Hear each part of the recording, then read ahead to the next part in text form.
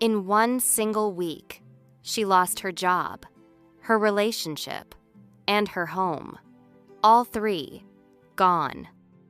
Then a stranger sat beside her and said 5 words that she would never, ever forget.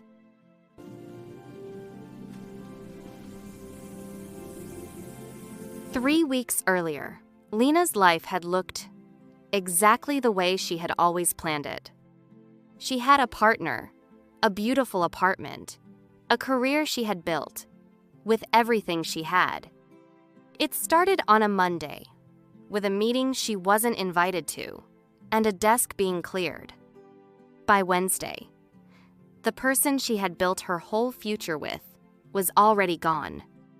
And by Friday, the lease was only in his name, and she had nowhere left to go. She walked out into the rain with 2 boxes and a journal, and absolutely no plan. She stopped at a park, sat on a wet bench, and for the first time in a week, she let herself feel it. She didn't hear him sit down. She didn't even notice him until he spoke. He looked straight ahead and said quietly, "This is not the end, child." Lena looked at him and said, "With all due respect, you have no idea what I've just lost." And Mr. Eli smiled very slowly and said, "Oh, child, I know exactly what you've lost." He said, 50 years ago, I sat on a bench just like this one, with nothing left either. I had lost my business, my wife had left, and the bank had taken everything by Tuesday afternoon. I sat there for 3 hours, and then a stranger handed me a book, and everything slowly began to change. Lena stared at him, the journal in her hands suddenly feeling very different than before.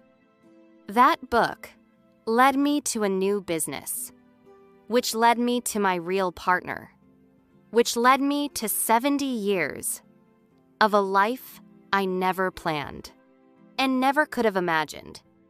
He leaned toward her and said, "Every door that closes is the universe protecting you from a room that was never meant for you."